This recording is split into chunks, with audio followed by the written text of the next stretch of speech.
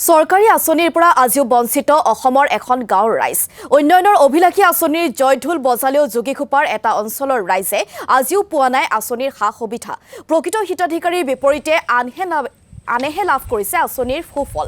অঞ্চলটোত এটুপি বিশুদ্ধ খোৱাপানীৰ ব্যৱস্থা নাই এটা পকী পথ। বাৰম্বাৰ অনুৰোধৰ পিছতো অঞ্চলটোৰ প্ৰতি কোনো ধৰণৰ গুৰুত্ব বা কাণসাৰ নাই চৰকাৰ তথা প্ৰশাসনৰ। আৰু এই অঞ্চলটোৰ পৰিৱেশ আমি কিছু জানিবলৈ চেষ্টা কৰিম আমাৰ সাংবাদিক খাদিমুল হুছেইনৰ জৰিয়তে।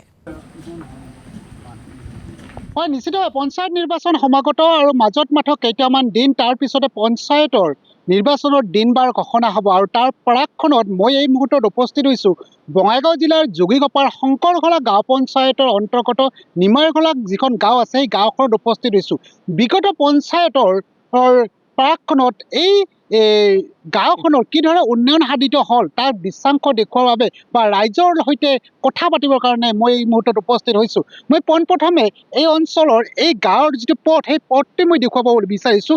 এই পথটি বিশেষকৈ ক'ব লাগিব বাৰিষাৰ দিনত বোকাময় পৰিৱেশ সৃষ্টি হয় আৰু যিহেতু এই গাঁওখন কৃষি প্ৰধান এক অঞ্চল, ইয়াৰ লোকসকলে কৃষিৰ ওপৰত নিৰ্ভৰশীল। এগৰাকী দাদা আহিছে, আপুনি নিশ্চয় কৃষি কাৰ্যৰ লগত জড়িত? হয়, এইটো আছে। কি নাম আপোনাৰ? নামটো কি? মোৰ নাম বৈকুণ্ঠ ৰায়। বৈকুণ্ঠ ৰায়। বিশেষকৈ আপোনালোকে বিগত পঞ্চায়তৰ পৰা কি সুবিধা লাভ কৰিলে? নাই মানে পঞ্চায়তৰ পৰা বা চব আমি কিছু পোৱা নাই। কিছুৱে পোৱা নাই? নাই, কাৰণ কিয় যিহেতু উন্নতি আঁচনি মোৰ যিটো পাবলগীয়া আছিল কিন্তু সেই তাকো নাপালোঁ। মোৰ পৰিবাৰ মোটামুটি 2-3 বাৰ হেৰি কৰিলোঁ, তথাপি নাপালোঁ। বেলেগ একো আঁচনি পোৱা নাই? অনাময় আঁচনি বা যি ধৰণৰ পঞ্চায়তৰ অন্তৰ্গত একো আঁচনি নাপালে? নাই। নিশ্চিতভাৱে এখন মই দেখিছোঁ ই ৰিক্সাৰে যাবলৈ কিছু লোক ইয়াত আহি উপস্থিত হৈছে। মই ই ৰিক্সাৰ সৈতে কিছু কথা পাতিব চেষ্টা কৰিম। আপোনাৰ বিশেষকৈ কি সুবিধা লাভ কৰিলে পঞ্চায়তৰ? নাই, একেবাৰে দুৰ্বল। আমাৰ এই 5 বছৰত যিখিনি উন্নয়ন হ'ব লাগিছিল এই গাঁওখনে ঢুকি নাপালে। বিশেষ কৰি আমাৰ ৰাস্তাটো একেবাৰে বেয়া। বাৰিষা এনেকুৱা বোকা হয়, মানে এখন ৰিক্সা লৈ বা এখন চাইকেল লৈ বা এখন মটৰচাইকেল লৈ যে যাব এই ৰাস্তাতে মানে সম্ভৱপৰ নহয়। পিছল খাই কাৰোবাৰ পৰিব, কাৰোবাৰ কিবা হ'ব এনেকুৱা।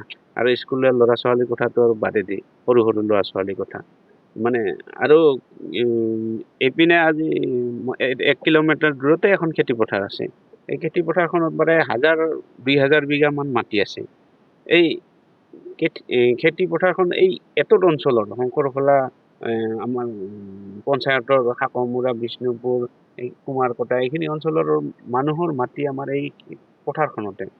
এই ৰাস্তাটোৰ অলপ ব্যৱস্থা কৰিলেহেঁতেন খুব ভাল আছিল। হয়, নিশ্চিতভাৱে এগৰাকী আইতা থিয় হৈ থকা দেখিবলৈ পাইছোঁ। বিশেষকৈ ক'ব লাগিব সংবাদ মাধ্যমে কিন্তু এই গাঁওখনৰ বাতৰি সম্প্ৰচাৰ কম কৰাৰ এক অভিযোগ উত্থাপন আছে। কেৱল প্ৰতিদিন টাইমে এই অঞ্চলত আহি উপস্থিত হৈছোঁ আৰু খেতিয়ে এক বাতৰি পৰিৱেশন কৰিবলৈ চেষ্টা কৰিছোঁ। আইতা, নিৰ্বাচন সমাগত, নিৰ্বাচন আহিল, পঞ্চায়ত নিৰ্বাচনত কি আঁচনি পালে যোৱাবাৰ? নাই, একো পোৱা নাই। চবে কাবাই লেট্ৰিন পাইছে, তাকোতো আধা হেৰি কৰে সেনেকে ছাড়ি গেছে। আমি একোৱে পোৱা নাই। একো নাপালে? নাই। অৰুণোদয় পালে নেকি? নাই, অৰুণোদয় নাই। নাই। বৃদ্ধ পেঞ্চন পালে নেকি? বৃদ্ধ পেঞ্চন পাইছোঁ, তাৰমানে কৈছোঁকে বৃদ্ধ পেঞ্চন পাইছোঁ, খালি পালে কি হ'বতে বুঢ়া পেঞ্চন মাহত হেৰি কি কয় 500 টাকা হয়। তাহলে আমি কেনেকে চলিম? চিন্তা কৰক তো। হয়তো এতিয়া নিৰ্বাচন আহিছে, এতিয়া ৰাজনৈতিক নেতা পাল নেতা ভিৰ আহিব, আপোনালোকৰ গাঁওখনত আহিব, ভোট ভিক্ষা কৰিবলৈ আহিব, কি কৰিব আপুনি? ভোট ভিক্ষা কৰিব আহিলে আমি ডাইৰেক্ট ক'ম আমি ভোট নিদিওঁ। আমাক কি দিছা? আমাকতো কিছু দিয়া নাই। আমি লাষ্টত ঝাৰুহে ধৰিম, ছাৰবা নহয়। ভোট বিচাৰি আহিলে ঝাৰু আপুনি কি কৰিব? ঝাৰু আৰু এনেকে পিঠা দিম, চকুত খুন্দাবাই নিদিম, নালাই খুন্দাব। হয়, নিশ্চিতভাৱে এয়া হ'ল ক্ষোভ, এগৰাকী আইতাৰ ক্ষোভ। আন কেইবাগৰাকী লোক আছে। মই আপোনাৰ পৰা জানিব বিচাৰিছোঁ যে বিশেষকৈ আপুনি পঞ্চায়ত নিৰ্বাচন সমাগত কি লাভ কৰিলে বিগত দিনত? আচলতে বিশেষকৈ আজিলৈকেতো আমি একো মানে আঁচনিৰ পৰা মানে আঁচনি পোৱা নাই, আৰু লগতে চৰকাৰী ঘৰ পোৱা নাই, লেট্ৰিন পোৱা নাই। মানে ধৰ আমাৰ ঘৰত ধৰ আইগৰাকীয়ে সি পাব লাগিছিল ধৰ কিবা উজ্জ্বলা আঁচনি কোনো এটা আঁচনি আমি ঢুকিয়ে পোৱা নাই। লগতে আমি ধৰ খেতি কৰি খোৱা মানুহ, খেতি কৰি খোৱা হিচাপত আৰু আমি ধৰ খেতি যদিও কৰোঁ আৰু লগতে আমি হাজিৰাও কৰোঁ, কাম কাজ কৰি লোকৰ ঘৰত সেনেকৈ চলি থাকোঁ।